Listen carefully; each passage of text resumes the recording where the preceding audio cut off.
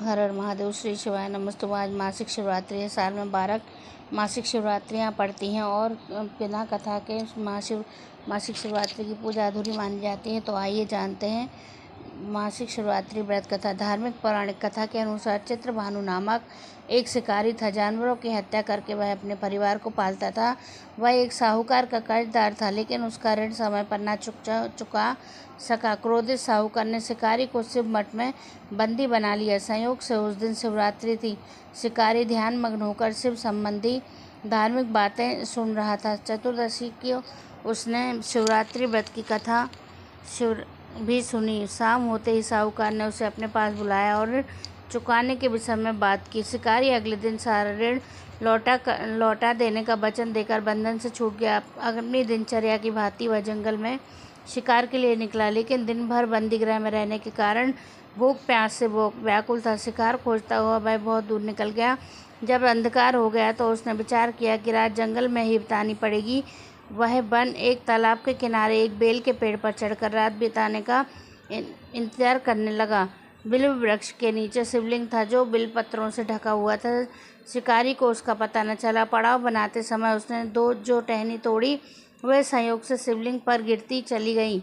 इस प्रकार दिन भर भूखे प्यासे शिकारी का व्रत भी हो गया और शिवलिंग पर बेलपत्र भी चढ़ गए। एक पहर रात्रि बीत जाने पर एक गर्भिणी हिरनी तालाब पर पानी पीने पहुंची। शिकारी ने धनुष पर तीर चढ़ाकर जो ही प्रत्यंचा खींची। हिरनी बोली, मैं गर्भिणी हूँ, शीघ्र प्रसव करूँगी। तुम एक साथ 2 जीवों की हत्या करोगे, जो ठीक नहीं है। मैं बच्चे को जन्म देकर शीघ्र तुम्हारे समक्ष प्रस्तुत हो जाऊंगी, तब मार लेना। शिकारी ने प्रत्यंचा ढीली कर दी और हिरनी जंगली झाड़ियों में लुप्त हो गई। प्रत्यंचा चढ़ाने तथा ढीली करने के वक्त कुछ बिलपत्र अनायास ही टूटकर शिवलिंग पर गिर गया। इस प्रकार उससे अनजाने में ही प्रथम प्रहर का पूजन भी संपन्न हो गया। कुछ ही देर बाद एक और हिरनी इधर उधर से निकली। शिकारी की प्रसन्नता का ठिकाना न रहा। समीप आने पर शिकारी में थोड़ी देर पर बाण चढ़ाया। तब उसे देख हिरनी ने विनम्रपूर्वक निवेदन किया, हूँ अपने प्रिय की खोज में भटक रही हूँ। मैं अपने पति से मिलकर शीघ्र ही तुम्हारे पास आ जाऊंगी। शिकारी ने उसे भी जाने दिया। 2 बार शिकार को खोकर उसका माथा ठनका। वह चिंता में पड़ गया। रात्रि का आखिरी पहर बीत रहा था। इस बार भी धनुष से लग जाने पर कुछ बिलपत्र शिवलिंग पर जा गिरे थे। दूसरे पहर की पूजन भी संपन्न हो गई। तभी एक अन्य हिरणी अपने बच्चों के साथ इधर उधर निकली। शिकारी के एक स्वर्णिम अवसर था। उसने धनुष पर तीर चढ़ाने में देर नहीं लगाई। वह तीर छोड़ने ही वाला था कि हिरनी बोली, हे शिकारी, मैं इन बच्चों को इनके पिता के हवाले करके लौट आऊंगी। इस समय मुझे मत मारो। शिकारी हंसा और बोला, सामने आए शिकार को छोड़ दूं? मैं ऐसा मूर्ख नहीं हूँ। इससे पहले मैं 2 बार अपना शिकार खो चुका हूँ। मेरे बच्चे भूख प्यास से व्यग्र हो रहे होंगे। उधर में हिरनी ने भी कहा, मैं जैसे तुम्हें अपने बच्चों की ममता सता रही, ठीक वैसे ही मुझे भी। हे शिकारी, मेरा विश्वास करो, मैं इनके पिता के पास छोड़कर तुरंत लौटने की प्रतिज्ञा करती हूँ। हिरनी का दुख भरा स्वर सुनकर शिकारी को उस पर दया आ गई। उसने उस मृगी को भी जाने दिया। शिकार के अभाव में तथा भूख से प्यास से व्याकुल शिकारी अनजाने में ही बेलपत्र पर बैठा बेलपत्र तोड़ कर नीचे फेंकता जा रहा था। पौ पटने को ही तो एक हष्टपुष्ट मृग उसी रास्ते पर आया। शिकारी ने सोच लिया कि इसका शिकार वह अवश्य करेगा। शिकारी की तनी प्रत्यंचा देखकर मृग विनीत स्वर में बोला, हे शिकारी, यदि तुमने मुझसे पूर्व आने वाली 3 मृगियों को तथा छोटे बच्चों को मार डाला था, तो मुझे भी मारने में विलम्ब न करो, ताकि मुझे अपने वियोग में एक क्षण भी दुख न सहना पड़े। मैं उन हिरनियों का पति हूँ। यदि तुमने उन्हें जीवन दान दिया है, तो मुझे भी कुछ क्षण का जीवन दान देने की कृपा करो। मैं उनसे मिलकर तुम्हारे समक्ष उपस्थित हो जाऊँगा। मृग की बात सुनते ही शिकारी के सामने पूरी रात का घटनाचक्र घूम गया। उसने सारी कथा मृग को सुना दी। तब मृग ने कहा, मेरी 3 पत्नियां जिस प्रकार प्रतिज्ञाबद्ध होकर हो गई हैं, मेरी मृत्यु से अपने धर्म का पालन नहीं कर पाएंगी।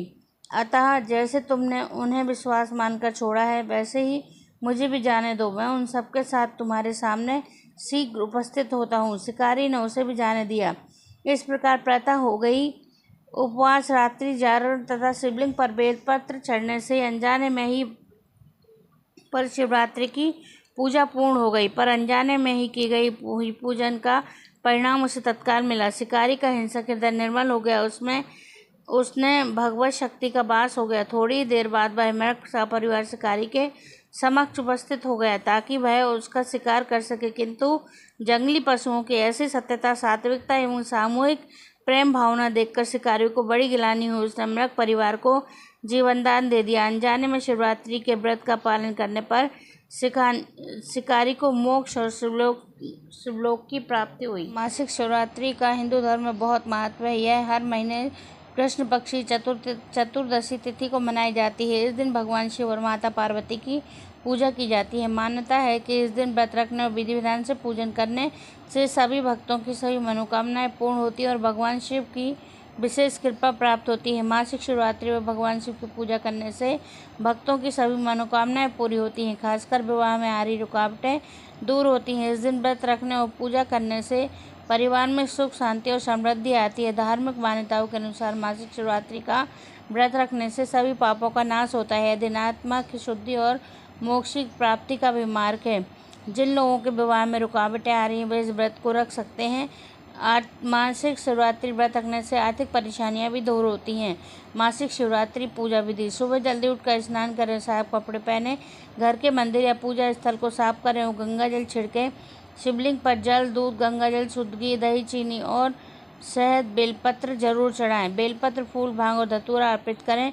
भगवान शिव के मंत्रों का जाप करें। रात्रि में जागरण करें और शिव मंत्रों का जाप करें। व्रत का पालन करें और सात्विक भोजन करें। मासिक शिवरात्रि व्रत के लाभ: ऐसी मान्यता है कि शिव मंत्रों का जाप शिवालय या घर के पूर्व भाग में बैठकर करने से अधिक फल प्राप्त होता है। मासिक शिवरात्रि की पूजा के बाद ब्राह्मणों को भोजन कराकर स्वयं भोजन करना चाहिए। मासिक शिवरात्रि का व्रत जो भी भक्त पूरे श्रद्धा भाव से करता है उसके माता पिता के सारे पाप नष्ट हो जाते हैं, साथ ही स्वयं के सारे कष्ट दूर हो जाते हैं। इस व्यक्ति का जीवन के सारे सुख प्राप्त होते हैं। इस व्रत की महिमा से व्यक्ति दीर्घायु, ऐश्वर्य, आरोग्य और संतान आदि प्राप्त करता है। ऐसी मान्यता की है कि इस व्रत को करने वाले व्यक्ति की सभी मनोकामनाएं पूर्ण होती हैं।